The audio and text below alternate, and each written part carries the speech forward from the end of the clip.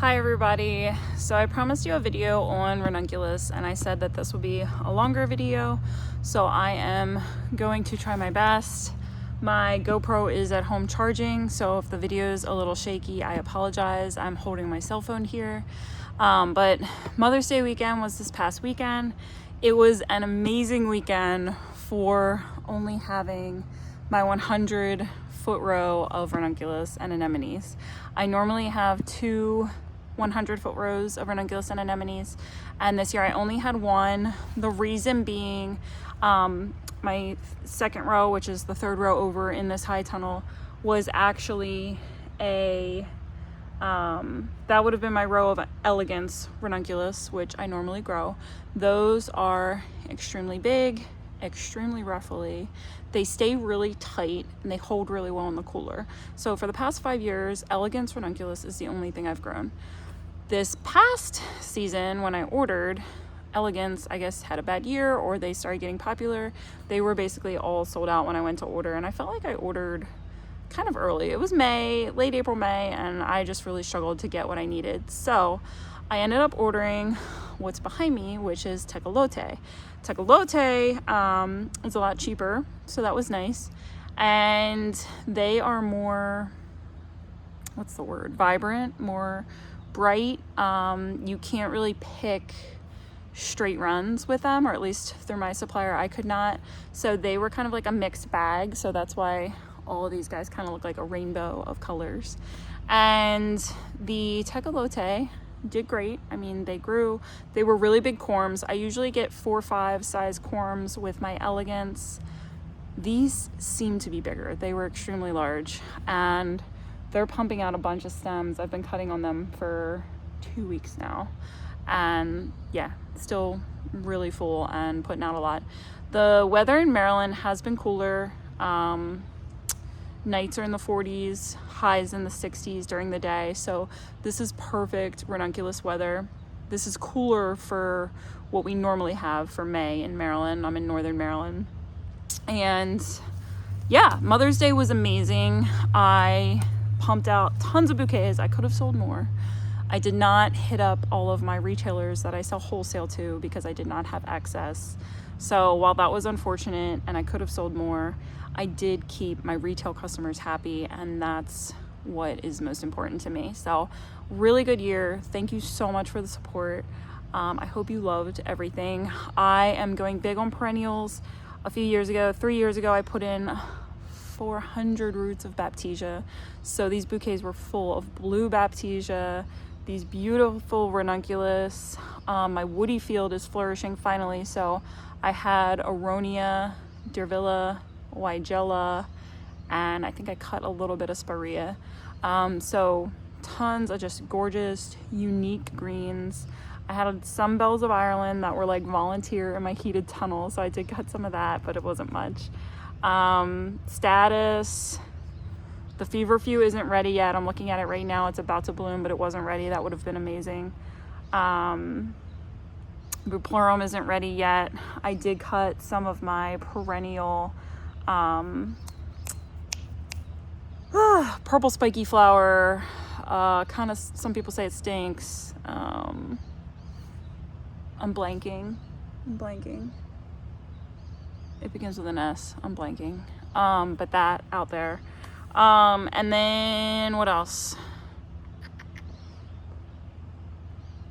Ranunculus and some tulips. I did have some rogue tulips left over that didn't get dinged by the frost because they were already in my cooler. So everything else got wiped out by the frost. This has just been the craziest spring. But I wanted to talk to you more about the ranunculus, and I'm totally getting off track.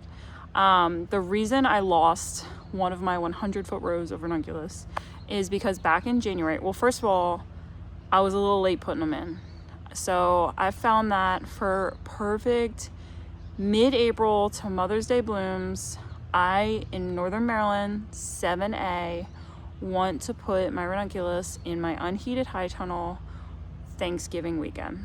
That is absolutely perfect. And these are not pre-sprouted ranunculus. I plant directly into the tunnel. So it takes roughly 4 to 5 weeks for them to sprout when I do it this way.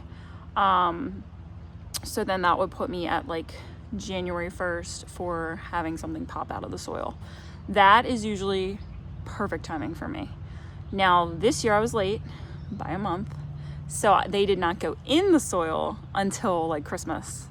And that is where I messed up, because it would have been okay, but in January we got, I don't know, crazy snow, and there was probably like a 12-foot drift on my high tunnel. It's on the northern side of our farm, so I get the drifts coming across the field. There was a snow drift up on my high tunnel. There was no way we were hand shoveling that out, so the doors were shut. Then we got 3 inches of ice on top of that, and then we got sub-zero temps. So that icy, drifty mound stayed and closed my high tunnel in for 5 straight weeks until February. And it was Valentine's Day when I was jumping over ice to try and get into the high tunnel and water these guys. So for 5 weeks, I was trying to get them to sprout, and they weren't getting the water they needed. So I believe that they dried out and died. So I got crop failure on that one row. This row was the first row to go in, and I did baby water them a little bit more, and I believe that's why they succeeded. They don't need heaps of water, but they need something, and I think it just got too dry on that one row. So unfortunately, I definitely lost some money on that. You could probably see right here, this is my row of snaps. They're coming on right now. They look great. And then that next row over is kind of weedy now. There's like a few rogue ranunculus that are blooming, but for the most part, there is cover crop blooming in that buckwheat from last year. And then there's actually volunteer calendula, because I didn't know that stuff was so prolific. But I think I'm gonna just rip all that out and put down fabric and put in my Lysianthus, because I have plugs sitting outside that have been here for like a week and a half, and they really need to get in the ground. They're for a wedding, so it needs to happen soon. But I keep putting it off because I hate planting Lysianthus plugs. But yeah, so that row didn't make it for the ranunculus. Now, we are going to compare the two though. These Tecolote, absolutely gorgeous. Really tall, which is great stem length, but really flimsy. I have never had issues with the elegance being flimsy. And I never understood when florists were like, oh, I have to stick wire up the stem to get them to stand up. And I'm like, what are you talking about?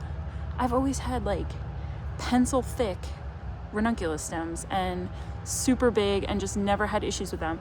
Then I grew the Tecolote, and you can see here, a little, not bad, but yeah, a little flimsy, and they are more open. So they almost look kind of like an anemone. They're gonna be more open. There's one there. They do start, closed up, but they open extremely quick. So I guess you could call them like open-faced ranunculus. They open within a day, whereas my elegants are like marshmallows for a few days, and they slowly open. And when they do open, they're still so ruffly. So I will say, like, putting these in the cooler when they've opened up, it's tough, because in the cooler, when they're open, any ranunculus, when it's open in the cooler, it doesn't get like bad, but it gets a little like limp and kind of like just not as like high quality. Still works, but not perfect. But you want that nice tight ranunculus that goes in the cooler, so then when you pull it out of the cooler, it's still tight, it's still perfect, it can open up on your table. That's exactly what you want. So those elegance ranunculus that I'm looking at right now, because they're the lemon color that did survive, like 2 corms survived, I'm just looking at them right now, and I haven't cut those for probably like 4 or 5 days, and they look gorgeous. They still look like they just started opening up. So I think I just put in my order for my elegance for next year. I ordered 2,600 corms. I hope I get them. And I want to say it came out to 65 to 70 cents a corm. Tecolote, you're probably going to be around 30 cents a corm. Way cheaper. But there is a difference. And for me, I want those romantic ruffly blooms, so I think I'm just gonna stick with elegance moving forward. I love anemones though. I'm gonna keep doing anemones. You can see I've got my blue anemones. I'm gonna stand up and walk a little bit here, so apologize if the screen starts to move. But yeah, I've got my blue anemones there, and I just love those guys. It's absolutely gorgeous. Ooh, terrible camera footage today, guys, so sorry about that. But yeah, these are tecolote. You know, I've got orange. I got such beautiful colors. I mean, they're absolutely gorgeous, but just not, like I said, the tightness, the quality I want. Now we're gonna step over these snaps, and I did not stake my snaps. They actually are a lot shorter this year, but I'm telling you, this winter was brutal. I didn't even think some were gonna make it. Like you can see, I've got gaps in my snaps. But man, this winter was brutal because snaps, they can take a beating, and they struggled.